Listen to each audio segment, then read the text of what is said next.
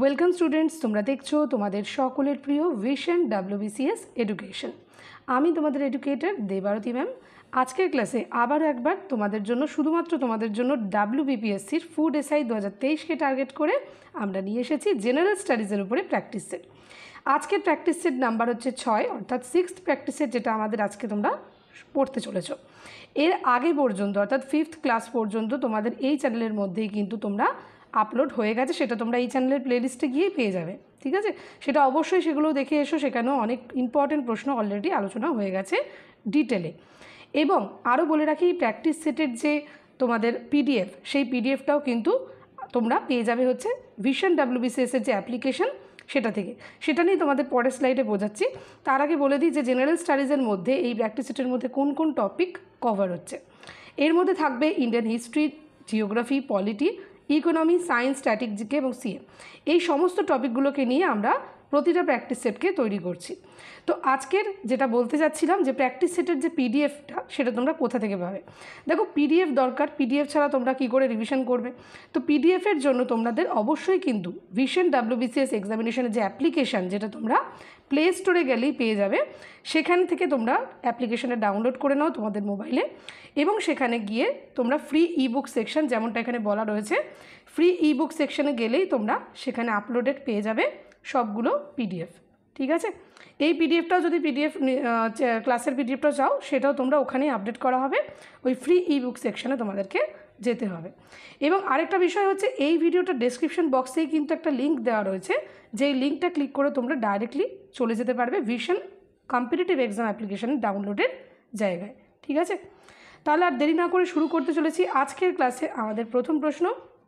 এবং আরেকটা জিনিসও বলে রাখবো যে প্রত্যেকটা প্রশ্ন আগে তোমরা নিজেরা চেষ্টা করবে ভিডিওটা পজ করে নিয়ে, দেন তোমরা অ্যান্সারটা কিন্তু দেখো। এবং এন্ড অফ দ্য ক্লাস কার কত স্কোর হচ্ছে সেটা অবশ্যই কিন্তু কমেন্ট বক্সে কমেন্ট করে জানাবে।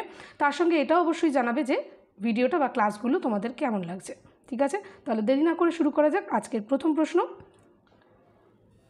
হু of the following build the temple of sun god of Konark? সূর্য মন্দির, যেটা আমাদের কোনারকের বিখ্যাত সূর্য মন্দির, সেই মন্দিরটি কে নির্মাণ করেছেন? এটি হচ্ছে অ্যানসিয়েন্ট হিস্ট্রির একটি অত্যন্ত গুরুত্বপূর্ণ প্রশ্ন। এখানে সঠিক উত্তরটা আমাদের হবে নারসিমহা 1। অপশান বি হয়ে যাবে আমাদের সঠিক উত্তর। নারসিমহা 1 স্থাপন করেছিলেন সূর্য মন্দির, যেটা আমাদের কোনারকে রয়েছে। এখানে তোমরা সূর্য মন্দিরের ছবিটাও দেখতে পাচ্ছ, এবং তার সঙ্গে বলে রাখি, এটা একটি অন্যতম যে ট্যুরিস্ট ডেস্টিনেশন আমাদের ভুবনেশ্বর বা পুরীতে।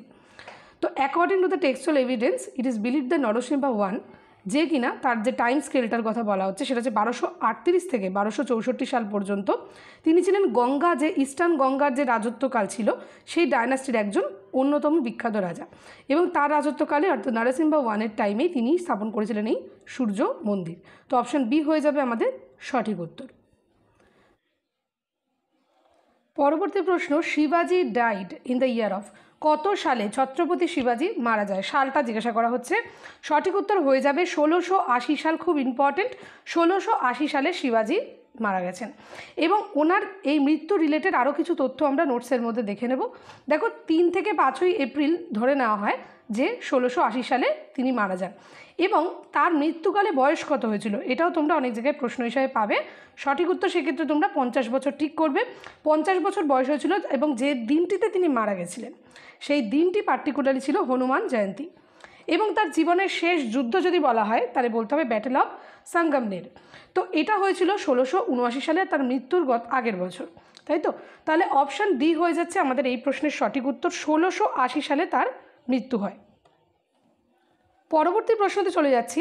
দেখো, বলা হচ্ছে who of the following prime minister sent Cripps mission to India? আমরা জানি মডার্ন ইন্ডিয়াতে যে আমরা পড়েছি যে ক্রিপস মিশন ভারতে এসেছিল, এবং সেই ক্রিপস মিশনকে কোন কারা, যে ব্রিটিশ প্রাইম মিনিস্টার তখন কে ছিলেন তৎকালীন সময় যখন ক্রিপস মিশন ভারতে এসেছিল, তখন সেই ক্রিপস মিশনকে ভারতে পাঠানোর পেছনে ব্রিটিশ প্রধানমন্ত্রী কে ছিলেন? এখানে প্রশ্নটা হচ্ছে সেটা। তো সঠিক উত্তর হবে উইনস্টন চার্চিল। অপশান ডি হয়ে যাবে সঠিক উত্তর। দেখো, উইনস্টন চার্চিলের টাইমেই ক্রিপস মিশন ভারতে আসে, অর্থাৎ উইনস্টন চার্চিলই চেয়েছিলেন যে স্ট্যাফোর্ড ক্রিপসকে মিশন হেড হিসাবে নিযুক্ত করে ভারতে পাঠানোর জন্য, যাতে রিজলভ করা যায়। তাহলে আমাদের সেক্ষেত্রে ওয়ার ক্যাবিনেটে প্রাইম মিনিস্টার ছিলেন উইনস্টন চার্চিল। ঠিক আছে, তো অপশান ডি হচ্ছে কারেক্ট অ্যান্সার। পরবর্তী প্রশ্ন দেখো, the Indian constitution recognise minorities on the basis of. আমরা মাইনরিটি শব্দটা সবসময় শুনে থাকি, সেই মাইনরিটিসদেরকে কীভাবে রিকগনাইজ করা হয়, আজকের প্রশ্ন কিন্তু সেটা। তো মাইনরিটিস হিসাবে নির্বাচিত করার পেছনে সাংবিধানিক যে কারণ সেটা কি না, percentage of the population of the group of to the total population.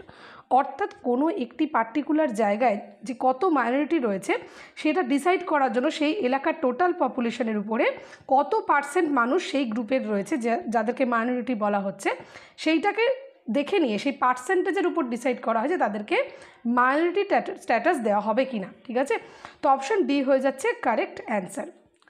এবং এর সঙ্গে সঙ্গে আরও কিছু তথ্য আমরা এই একই প্রশ্নের সঙ্গে দেখে নিচ্ছি। চলো দেখো, আর্টিকেল 29 অফ দ্য কনস্টিটিউশন কি বলছে, grants protection to both religious and minorities as well as linguistic minorities.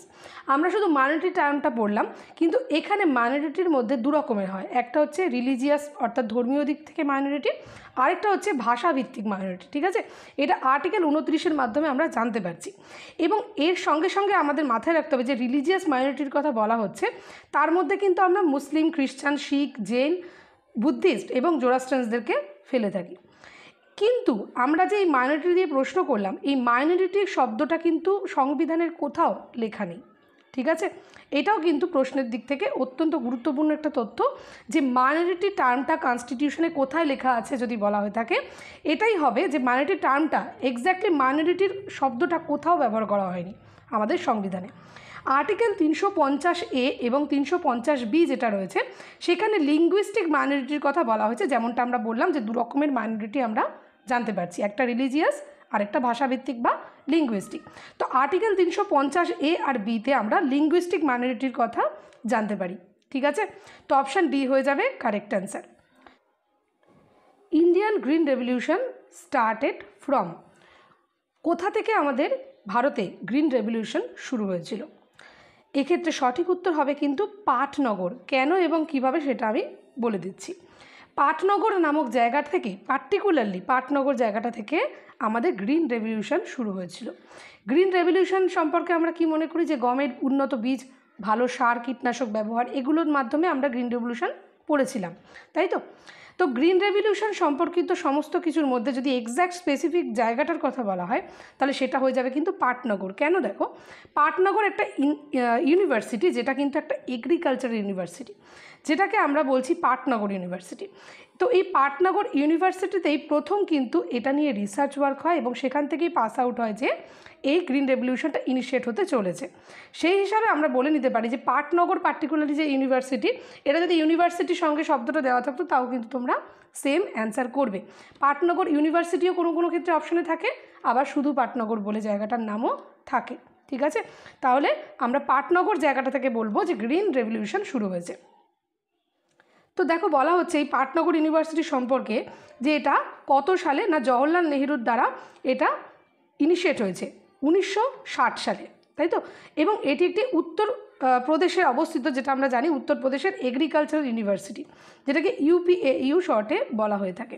পরবর্তীকালে এটার নাম পাল্টে দেওয়া হয়েছে, যেটা আমরা প্রথম লাইনে দেখলাম GB পান্থ বলে। কেন দেওয়া হয়েছে না, গোবিন্দ বল্লভ পান্থের নামানুসারে এই যে ইউনিভার্সিটি সেটা নামকরণ করা হয়েছে। সেটা হচ্ছে 1972 সালে। ঠিক আছে, তার আগে অবধি ওটা ওই প্রিভিয়াস নামেই ছিল।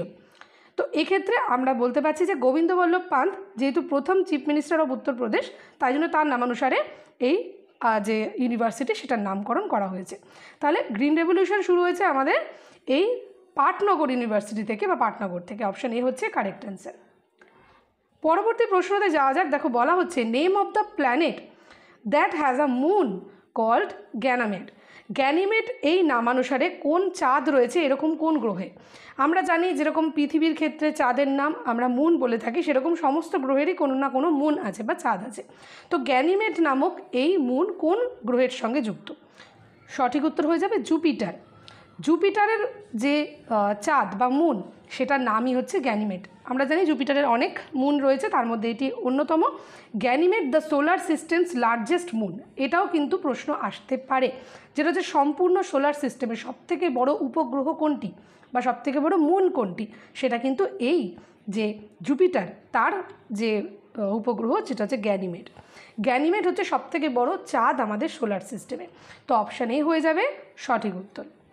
পরবর্তী প্রশ্ন দেখো, the highest peak of the Indian peninsular, মাথায় রাখতে হবে পেনিনসুলারের কথা, বা পেনিনসুলার পার্টের মধ্যে সবথেকে উচ্চতম শৃঙ্গের নাম জিজ্ঞাসা করছে। সঠিক উত্তর হয়ে যাবে আনাইমুদি। অপশন বি হচ্ছে কারেক্ট অ্যান্সার। এখন আনাইমুদির যে হাইয়েস্ট পিক সেটা কোন পর্বতমালার মধ্যে রয়েছে? দেখো, এটা ওয়েস্টার্ন ঘাটের মধ্যে একটি অন্যতম শৃঙ্গ, যেটা উচ্চতম শৃঙ্গ আনাইমুদি। এবং এর এলিভেশন কতটা? যদি তোমার মিটারে বলা হয় তাহলে 2695 মিটার, কিন্তু যদি ফুটে বলা হয়, ফুটটা বেশি ইম্পর্টেন্ট হয়, 8842 ফুট। এখান থেকে বেশি প্রশ্ন আসে ফুট ফরম্যাটে। তো Anamudi is also the highest point in the south India. যেটা আমাদের সাউথ ইন্ডিয়া মানেন সেটা হচ্ছে peninsula.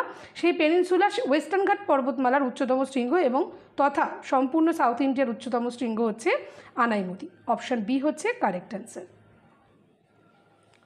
Next, the weight of the body at the centre of the earth. পৃথিবীর কেন্দ্রে কোনো একটা বস্তুর ওজন কি হবে?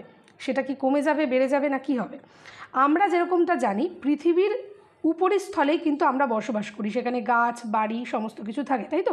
পৃথিবীর কেন্দ্র কিন্তু এখন উত্তপ্ত, এবং যত আমরা একটা মানুষ যদি এখানে এই সেক্টরে দাঁড়িয়ে থাকে, তখন তার যদি ওজন 50 কেজি হয়, সেই ব্যক্তি উপরে মাধ্যাকর্ষণ শক্তি কাজ করছে, তাই তো?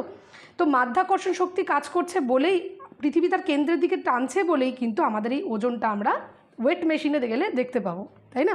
তাহলে প্রত্যেকের ওয়েট রয়েছে, এবং সেই ব্যক্তি বা বস্তু যাই বলো না কেন, তাকে যদি ক্রমাগত কেন্দ্রের দিকে নিয়ে যাওয়া যায়, তাহলে সেই যে আকর্ষণ বলটা সেটা ক্রমাগত কমতে থাকবে।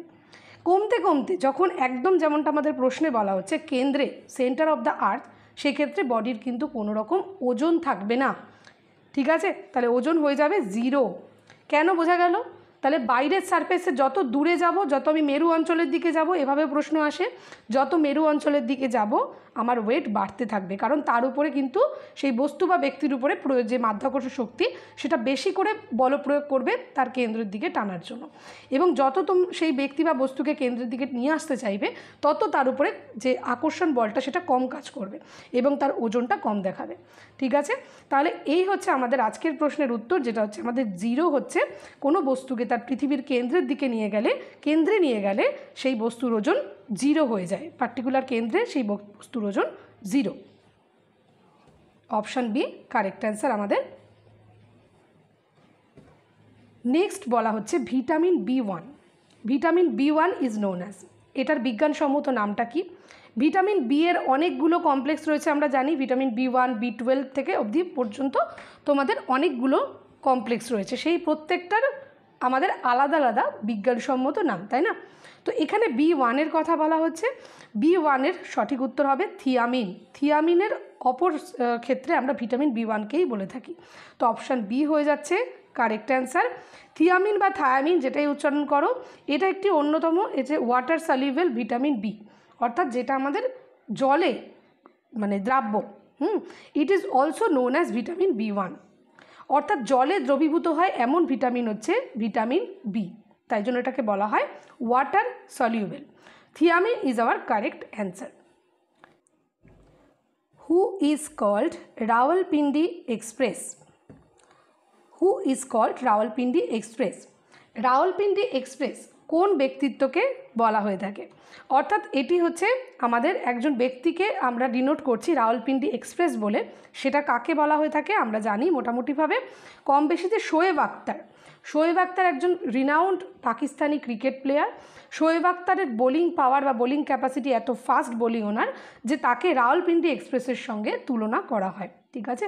তো শোয়েব আক্তারকে আমরা রাওয়ালপিন্ডি এক্সপ্রেস বলে থাকি। বর্তমানে উনি রিটায়ার্ড পারসন, কিন্তু যখন তিনি খেলতেন তার এই এত দ্রুত গতির জন্য তাকে রাওয়ালপিন্ডি এক্সপ্রেস বলে সম্মান জানানো হতো, ঠিক আছে? তো এখানে তোমরা ছবিটা তার দেখতে পাচ্ছ। অপশন বি হয়ে যাচ্ছে কারেক্ট অ্যান্সার। পরবর্তী প্রশ্ন, which of the following is most stable ecosystem? এই অপশানের মধ্যে, অপশানে রয়েছে ফরেস্ট, গ্রাসল্যান্ড, ডেজার্ট, ওশান। এই 4টে বিষয়ের মধ্যে কোন জায়গাটাকে আমরা একটা স্টেবল ইকোসিস্টেম বলি? এখন ইকোসিস্টেম মানে যেখানে সমস্ত কিছু ব্যালেন্সড, নেচার মাদার যেখানে সব কিছু ব্যালেন্স করে রেখেছে, অর্থাৎ যেখানে কোনো ধরনের ঘাটতি হলে স্বাভাবিকভাবে ন্যাচারাল ওয়েতে সেই ঘাটতিটা কিন্তু পূরণ হয়ে যায়, সেটাকে আমরা একটা স্টেবল ইকোসিস্টেম বলে থাকি। হ্যাঁ, তো স্টেবল ইকোসিস্টেম আমরা এই সব 4টে জায়গার মধ্যে কোথায় দেখতে পাই? সঠিক উত্তর হবে ওশান। খুব ইম্পর্টেন্ট, সমুদ্রের মধ্যে আমরা কিন্তু এই স্টেবল ইকোসিস্টেমটাকে দেখতে পাই। কেন দেখতে পাই দেখো, এখানে বলা হচ্ছে দেখো নোটে, the ocean is the most stable ecosystem, it is stable due to its natural liquid nature. আমরা জানি জলের মধ্যে জলটা নোনতা হয়, সমুদ্রের জল, ওশানের জল, সেখানে প্রচুর পরিমাণে স্যালাইন ওয়াটার রয়েছে। এছাড়াও রয়েছে ডিজলভড অক্সিজেন, যার মধ্যে দ্রবীভূত রয়েছে অক্সিজেন, লাইট, টেম্পারেচার, তাই না? তো সব কিছু এর মধ্যে মিক্সড রয়েছে, যার ফলে কি হচ্ছে, যার ফলে সেখানে আলাদা করে এমন নয় যে লাইটের অভাব হচ্ছে তো লাইট বাইরে থেকে দিতে হচ্ছে, ন্যাচারাল ওয়েতে লাইট রয়েছে, সূর্য থেকে টেম্পারেচার রয়েছে, বাতাসের অক্সিজেন মিশে রয়েছে, স্যালাইন ওয়াটার রয়েছে। অর্থাৎ সম্পূর্ণ বিষয়টার মধ্যে দেখা যাচ্ছে যে সমুদ্রের ভিতরেই যে ইকোসিস্টেমটা গড়ে উঠেছে সেটা তাদের নিজস্ব জগতের উপরে স্বাচ্ছন্দ্য। তারা হচ্ছে সমুদ্রের বাইরে কোনো ডেজার্টের কোনো প্রাণীর উপর ডিপেন্ডেন্ট নয়, বা ওশান হচ্ছে একটা কমপ্লিট একটা আর্থ বলতে পারো, সেটা এতটাই গভীর যে এখনও পর্যন্ত কিন্তু সেই ইকোসিস্টেমের সবটা বুঝে ওঠা এখনও পর্যন্ত সম্ভব হয়নি। যেই কারণে এটাকে স্টেবল ইকোসিস্টেম বলা হয়, যেখানে হচ্ছে ন্যাচারাল ওয়েতে সম্পূর্ণ জিনিসটা কিন্তু কন্টিনিউয়াসলি চলতে থাকে। ঠিক আছে, টোটাল খাদ্যের সম্পর্ক থেকে শুরু করে যাবতীয় কিছু। তো অপশান ডি হয়ে যাবে, ocean is our correct answer. Next প্রশ্ন দেখো, where is the headquarter of the universal postal union? Universal postal ইউনিয়নকে আমরা শর্টে বলে থাকি ইউপিইউ। ঠিক আছে, তো ইউনিভার্সাল পোস্টাল ইউনিয়নের যে হেডকোয়ার্টার সেটা আমরা কোথায় দেখতে পাই? সুইজারল্যান্ডে দেখতে পাই। সুইজারল্যান্ডে এটি কত সালে স্থাপিত হয়েছে এবার সেই জিনিসগুলো একটু দেখে নেওয়া দরকার। দেখো এটা হয়েছিল, দেখো 1948 সালে। এটা একটা স্পেশালাইজড অর্গানাইজেশন, যেটা আমাদের ইউএন বা ইউনাইটেড নেশন, যেটা তাদের দ্বারা এটাকে স্পেশালাইজড করা হয়। এটার যে হেডকোয়ার্টার স্থাপন করা হয় সেটা সুইজারল্যান্ডের কোথায়? বেরেনে। এটাও আসতে পারে, জায়গাটার পার্টিকুলার নাম হচ্ছে বেরেন। উইথ 192 মেম্বার্স কান্ট্রিজ, ইউপিইউ যেমনটা বলছিলাম, universal postal union continues to support its members through a 3-tiered network focusing on physical, financial, electronic aspects of the postal supply chain. এই 3টে ফরম্যাটে, অর্থাৎ এই যে 192টা মেম্বার ইউএনের দ্বারা স্থাপিত ইউপিইউ এর মধ্যে এনলিস্টেড হয়েছে 1948 সালে, তারা প্রত্যেককে ফিজিক্যাল, ফিনান্সিয়াল এবং ইলেকট্রনিক অ্যাসপেক্টসের দিক থেকে সাপ্লাই করবে সমস্ত সুযোগ সুবিধা একে অন্যের দেশকে। তো এখান থেকে আমরা এটা বুঝতে পারছি যে এটা পোস্টাল সাপ্লাই চেন ক্রিয়েট করা হয়েছে। তখন কিন্তু ওই নেটওয়ার্কিং ব্যবস্থাটা ছিল না, মানে যেটা এখন তোমার মোবাইল ফোনের জগতে দেখে এটা একটা অবসলিউট মনে হচ্ছে, কিন্তু সেই জিনিসটা কিন্তু তৎকালীন সময় অত্যন্ত গুরুত্বপূর্ণ সেক্টর ছিল, যেটা হচ্ছে ইউপিইউ, যেটা 1948 সালের কথা বলা হচ্ছে। তো এটার যে বের্নে, সুইজারল্যান্ডের বের্নে, এটা হচ্ছে আমাদের হেডকোয়ার্টার। ঠিক আছে, তো এর পরবর্তী প্রশ্নতে যাওয়া যাক। অপশানে হচ্ছে এই প্রশ্নের সঠিক উত্তর হয়ে গেল আমাদের সুইজারল্যান্ড। নেক্সট প্রশ্ন দেখো, দ্য টার্ম ডাক ইজ অ্যাসোসিয়েটেড উইথ, কোন খেলার মধ্যে ডাক মানে হাঁসের সঙ্গে তুলনা করা হয়? এটাও মোটামুটিভাবে আমরা শুনে থাকি, সেটা হচ্ছে যে ক্রিকেটে, তাই না? ক্রিকেটে শুনে থাকি, কখন শুনে থাকি সেটাও একটু দেখতে হবে। এইটার অর্থ কেন এটাকে ডাক বলে এটা ডিনোট করা হয়, কারণ ডাক দেখো একটা হাঁসের যেরকম ডিম হয়, সেই ডিমটা দেখতে কীরকম গোল, তাই তো? কিন্তু রান যখন কেউ জিরো করে, সেই জিরোটাও দেখতে সিমিলার টু এগ, মানে গোল। সেই কনসেপ্ট থেকে এটা মনে করা হয় যেই ক্রিকেটার বা যেই প্লেয়ার খেলতে এসে প্রথম বলে বোল্ড আউট হয়ে গেছে অর সামথিং এলস, যে সে 0 রানে আউট হয়েছে, সেটা এনি হাউ হতে পারে, তাহলে সেই প্লেয়ারকে তখন বলা হচ্ছে ডাক। ঠিক আছে, মানে সে কোনো ধরনের রান করতে পারেনি। ঠিক আছে, তো এক্ষেত্রে আমরা সেই ডাকের এগের সঙ্গে 0 রানের কম্পেয়ার করে এটা ক্রিকেটের ক্ষেত্রে আমরা বলে থাকি যে বোল্ড আউট বা যে কোনো ক্ষেত্রে রানস যখন একেবারে 0 হচ্ছে, সেক্ষেত্রে সেই প্লেয়ারকে ডাক বলে থাকি, ডাক আউট। তো অপশান ডি হচ্ছে কারেক্ট অ্যান্সার। নেক্সট প্রশ্ন দেখো, who is the author of the book the guide? The guide বইটির লেখককে আর.কে. নারায়ণন, অর্থাৎ অপশান সি হচ্ছে কারেক্ট অ্যান্সার। আর.কে. নারায়ণের লেখা হচ্ছে গাইড। এখানে দেখো এটার যে ইয়ারটা, পাবলিশ ইয়ারটা, সেটা দেখো 1958 সালে, এবং এটা কোন ভাষায় লেখা হচ্ছে? দ্য গাইড, ইংলিশ ল্যাঙ্গুয়েজে। ঠিক আছে, আর.এন. নারায়ণ এইটা লিখেছিলেন। Like the most of his works, the novel is based on the Malgudi, the fictional town of South India. South ইন্ডিয়াতে মালগুড়ি বলে একটি জায়গাকে কেন্দ্র করে একটি ফিকশন বুকস লিখেছিলেন ইংলিশে 1958 সালে আর.কে. নারায়ণন, যেই বইটির নাম হচ্ছে দ্য গাইড। ঠিক আছে, অপশান সি হয়ে যাবে আমাদের কারেক্ট অ্যান্সার, আর কে নারায়ণন। নেক্সট প্রশ্ন, which day observed as the world AIDS day. World AIDS day বলতে আমরা কোন দিনটাতে পালন করি? সঠিক উত্তর হবে 1 ডিসেম্বর। খুব ইম্পর্ট্যান্ট একটা স্টার করে রাখো এই প্রশ্নটা, একদম বারবার প্রত্যেক বছরই মোটামুটি ঘুরিয়ে ফিরিয়ে সব পরীক্ষায় আসে এটা। তো ওয়ার্ল্ড এইডস ডে আমরা পালন করি 1 ডিসেম্বরকে, অপশান সি হয়ে যাবে correct answer. Every year on 1 December the world commemorates world AIDS day. এবং সের সঙ্গে সঙ্গে যে সমস্ত মানুষ এই HIV ভাইরাসের দ্বারা আক্রান্ত এবং এইডস রোগে আক্রান্ত বা জীবন হারিয়েছে, তাদের দিনটাকে, তাদের এই যে স্ট্রাগেলটাকে সকলকে স্মরণ করিয়ে দেওয়া হয় 1 ডিসেম্বরে, যাতে মানুষ আরও বেশি অনেক সচেতন হয় HIV ভাইরাসের থেকে। তো অপশান সি হয়ে যাচ্ছে কারেক্ট অ্যান্সার 1 ডিসেম্বর। এখানে তোমরা ছবিটা দেখে একেবারে মাইন্ডে মনে রেখে দেবে, বসিয়ে নাও জিনিসটা, যে 1 December is called world AIDS day. ঠিক আছে, নেক্সট আমরা দেখে নেব পরবর্তী প্রশ্ন, in a food chain energy transfer. আমাদের যে খাদ্য শৃঙ্খল, বাংলায় বলতে গেলে ফুড চেন মানে খাদ্য শৃঙ্খল, তাই না? তো ফুড চেন এনার্জি ট্রান্সফার আমাদের কোথা থেকে কোথায় হয়, সেটাই হচ্ছে আমাদের আজকের প্রশ্ন। যে যখন খাদ্য শৃঙ্খলের কথা আমরা দেখেছিলাম, যে পিরামিড পড়েছিলাম, যে ঘাস খাচ্ছে যেই প্রাণী তাকে খাদ্য খাদকের যে সম্পর্ক আর কি, মানে ঘাস খাচ্ছে যেই তৃণভোজী প্রাণী তাকে খাবে মাংসাশী প্রাণী, আবার তাকে খাবে মানুষের মতো একটু সর্বভুক প্রাণী। তো এইভাবে চেন ওয়াইজ যে আমাদের খাদ্য শৃঙ্খল উপরের দিকে পিরামিডে উঠছে, সেই ফুড চেনকে মাথায় রেখে আজকের প্রশ্ন। দেখো, যখন খাদ্য খাদকের সম্পর্ক হচ্ছে তখন কিন্তু তার এনার্জি ট্রান্সফারও একই রকমভাবে হচ্ছে।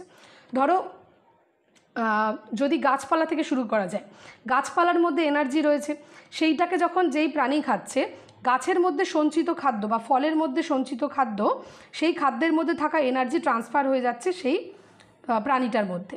আবার সেই প্রাণীটাকে যখন ভক্ষণ করছে, সেই প্রাণীর মধ্যে থাকা সুপ্ত এনার্জি দুটো মিলিত, সেটা আমরা আবার কনজিউম করছি, তাই না? ছাগল ঘাস খাচ্ছে বা ছাগলের পাঁঠার মাংস মানুষ খায়, তো সেভাবে ভাবতে পারো, ছাগল ঘাস খাচ্ছে, ঘাসের এনার্জি ছাগলে, ছাগলের এনার্জি মানুষে। মানে খুব ফানি এক্সাম্পল, বাট এটাই সত্যি যে ফুড চেন হচ্ছে এভাবেই ওয়ার্ক করে। Food chain energy transfer, in a food chain energy ট্রান্সফারের ক্ষেত্রে আমরা মনে রাখবো যে from one organism to other organism energy transfer হয়। ঠিক যেমনটা আমি বোঝালাম এক্সাম্পল দিয়ে, আশা করি ক্লিয়ার রয়েছে যে কিভাবে একটা প্রাণী থেকে অপর প্রাণীর মধ্যে এনার্জি ট্রান্সফার হয় ফুড চেনের মাধ্যমে। ফুড চেন মানে খাদ্য খাদকের সম্পর্ক, এবং এই খাদ্য শৃঙ্খলের মাধ্যমে এনার্জি ট্রান্সফার হচ্ছে এক প্রজাতি থেকে অপর প্রজাতিতে। অপশান সি হয়ে যাবে কারেক্ট অ্যান্সার। ঠিক আছে, নেক্সট প্রশ্নতে চলে যাওয়া যাক। Which artist decorated the hand written copy of the Indian constitution. ভীষণ ভীষণ ইম্পর্টেন্ট প্রশ্ন, স্টার করে রাখবে। কোন আর্টিস্ট? অপশানে রয়েছে রাজা রবি বর্মা, মিহির সেন, নন্দলাল বসু, রবীন্দ্রনাথ ঠাকুর। এক্ষেত্রে আমাদের যে সংবিধান, সেই সংবিধানের যে হ্যান্ড রিটেন কপি, যেটা হাতে লেখা হয়েছিল, তৎকালীন সময় তো কোনো কম্পিউটারের ব্যবস্থা ছিল না, হাতেই লেখা হয়েছিল। তো সেই হাতে লেখা কপিটা কিন্তু খুব সুন্দর করে সেটার যে ইলাস্ট্রেশন, সেটার যে ডেকোরেশন, সাইডে প্রত্যেকটা পাতার চারপাশে যে কারুকার্য নকশা, ধরো এখানে লেখা রয়েছে, সেটা সুন্দর করে সাজানো, মানে ডিজাইন করা, সেই জিনিসটাকে কিন্তু কে করেছিলেন নন্দলাল বসু। খুবই স্বনামধন্য একজন ব্যক্তিত্ব। অপশান সি হচ্ছে কারেক্ট অ্যান্সার। নন্দলাল বসু এই ডেকোরেশনটা করেছিলেন, ইন্ডিয়ান কনস্টিটিউশনের যে হ্যান্ড রিটেন কপি সেটাকে ডেকোরেট করেছিলেন নন্দলাল বসু। এবং এটাও ঠিক যে নন্দলাল বসুর সঙ্গে আরও একজন ব্যক্তি ছিলেন, তিনি হচ্ছেন রাম মনোহর সিনহা। তার নামটাও অনেক সময় আসে, যদি একসাথে দুজনের নাম থাকে দুটোই হবে সঠিক। Along with his disciple Ram Manohar, mainly হচ্ছে নন্দলাল বসু, কিন্তু তার সহযোগিতা করেছিলেন কিন্তু রাম মনোহর সিনহা। তো Nandalal Bose took up the history task of beautifying, decorating এবং original manuscript of the constitution. তো এখানে যে অরিজিনাল ম্যানুস্ক্রিপ্ট বা যেটা পাণ্ডুলিপি বলা হচ্ছে, সেই অরিজিনাল জিনিসটার যে ডেকোরেশন বা বিউটিফিকেশন করেছিলেন, তিনি করেছিলেন নন্দলাল বসু। অপশান সি হচ্ছে কারেক্ট অ্যান্সার। তিনি 1966 সালে 16ই এপ্রিল শান্তিনিকেতনে তার ন্যাচারাল ডেথ হয়। তো উনি একজন শান্তিনিকেতনে একজন স্বনামধন্য যে আর্টিস্ট তিনি ছিলেন এইসবের দিক থেকে, মানে খুব সুন্দর চিত্রকার ছিলেন। তো অপশান সি হয়ে যাচ্ছে correct answer. Which of the following rivers flows from India to Pakistan. এবারে বলা হচ্ছে ভারত থেকে পাকিস্তানে প্রবাহিত হয়েছে কোন নদী। এটা রিভার হবে, নট রিভার্স। তো ইন্ডিয়া থেকে পাকিস্তানে প্রবাহিত হয়েছে কোন নদী? সতলুজ, ঘাগড়া, বেতওয়া নাকি তাপি? সঠিক উত্তর হবে খুব সিম্পল, সতলুজ। সতলুজ নদী ভারতের উৎপত্তি হয়ে সেটা কিন্তু চলে গেছে আমাদের পাকিস্তানে। অপশান এ হয়ে যাচ্ছে কারেক্ট অ্যান্সার। এখানে আরও একটা জিনিস গুরুত্বপূর্ণ, শুধু দেখো একটা নদী বললে হবে না, এখানে যদি এমন সত্যি এটা রিভার্স বলে প্রশ্নটা থাকতো, অনেক একাধিক রিভার্স, তাহলে কিন্তু আমাদের যে 5টা রিভার মূলত ওই জায়গায়, সেই 5টা রিভারের কথাই কিন্তু বলতে হতো। সেই 5টা রিভারের নামও তাহলে আমরা দেখে নিই। সেটা হচ্ছে যে সিন্ধু, ঝিলাম, চেনাব, রাবি, সতলুজ, তাই না? সতলুজ রিভারকে আরও কয়েকটা নামে এবারে ডাকা হয়ে থাকে, সেটা একটু দেখি। দেখো সিন্ধু নদীর শতদ্রু নদীর আরও কটা নাম আছে। দেখো অ্যানসিয়েন্ট গ্রিক সাহিত্যে এটাকে জ্যারাড্রোস বলা হচ্ছে, সংস্কৃততে বলা হচ্ছে শতদ্রু, এবং বাংলাতে বা সংস্কৃততে যাই বলো শতদ্রু বা শতদ্রী দুটো নামেই বলা হয়ে থাকে। এবং এই 5টা ট্রিবিউটারি, যে 5টা ট্রিবিউটারির নাম করা হলো, সবথেকে দীর্ঘতম লংগেস্ট সেটা কিন্তু সতলুজ নিজে, ঠিক আছে, যেটা হচ্ছে সিন্ধু নদীর ট্রিবিউটারিগুলোর মধ্যে একটা।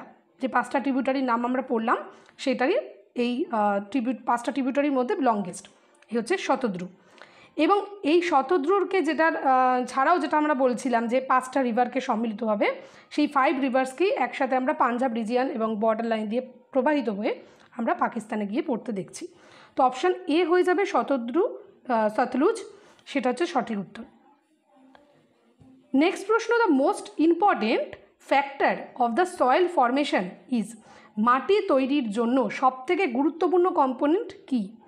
হবে হচ্ছে vegetation. Option C correct answer, vegetation.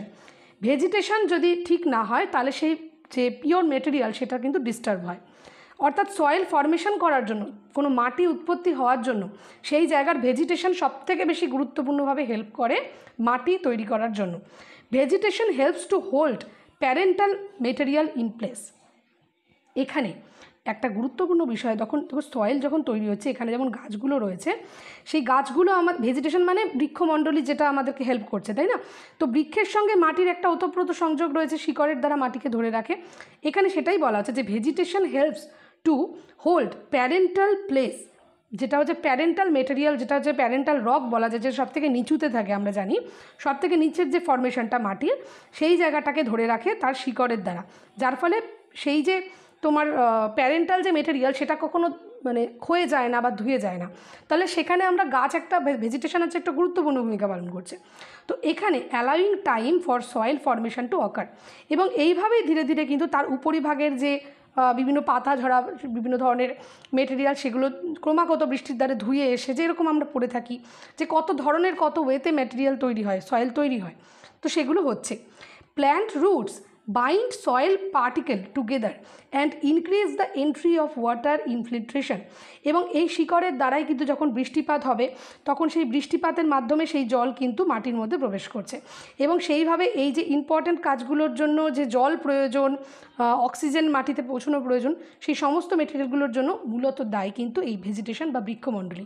তাহলে আমরা কি দেখতে পাচ্ছি যে সয়েল ফরমেশনের জন্য ভেজিটেশন 1 নম্বরভাবে হেল্প করে। এবং এটার আরও গুরুত্বপূর্ণ কাজ হচ্ছে ভেজিটেশনের জন্যই কিন্তু সয়েল যখন বৃষ্টিপাত হয় মাটি ধুয়ে যায়, সেই ধুয়ে যাওয়ার রান অফের বা ইরোশনের থেকেও কিন্তু এই মানে গাছের যে শিকড় সেটাই আমাদেরকে রক্ষা করে। তো অপশান সি হচ্ছে কারেক্ট অ্যান্সার। নেক্সট প্রশ্ন, who founded the Fort William college at Calcutta? কলকাতার ফোর্ট উইলিয়াম কলেজ কে স্থাপন করেছিল? সঠিক উত্তর হবে লর্ড ওয়েলেসলি। লর্ড ওয়েলেসলি আমাদের ফোর্ট উইলিয়াম কলেজ কলকাতাতে স্থাপন করেছিল তৎকালীন সময়। Fort William college was established by Lord Richard Wellesley, ওনার পুরো নাম Lord Richard Wellesley, in order to provide instruction in the vernacular language of India to the civil and military officials of the East India Company। খুব গুরুত্বপূর্ণ, দেখো east India কোম্পানির তখন প্রয়োজন ছিল ভারতীয়দের কিভাবে তাদের কাজে লাগানো যায়, অফিসে কাজ দেওয়া, তো সেই একটা কনসেপ্ট তাদের ছিল। তখন কি হলো না, ভার্নাকুলার ল্যাঙ্গুয়েজে শিক্ষা ব্যবস্থা প্রয়োজনীয় হয়ে উঠলো, বা সেটা তৎকালীন সময় চালু হলো।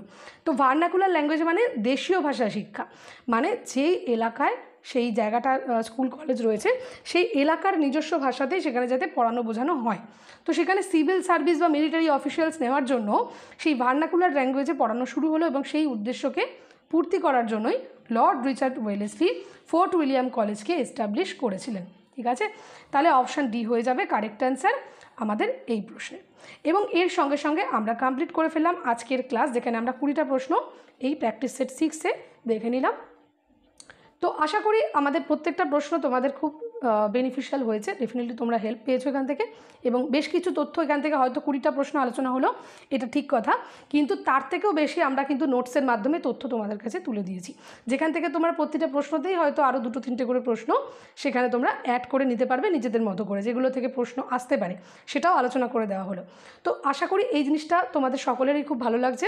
এবং এন্ড অফ দ্য ক্লাস যেমন আমি তোমাদেরকে বলেছিলাম যে প্রত্যেকের কার কত স্কোর হলো সেটা কিন্তু আমাকে কমেন্ট বক্সে লিখে জানাবে, সেটার জন্য আমি কিন্তু ওয়েট করে থাকবো। তো কমেন্ট বক্সে অবশ্যই লিখে জানাও, এবং এরকম ক্লাস আরও পেতে হলে তোমরা চ্যানেলটাকে সাবস্ক্রাইব করে লাইক করে দাও।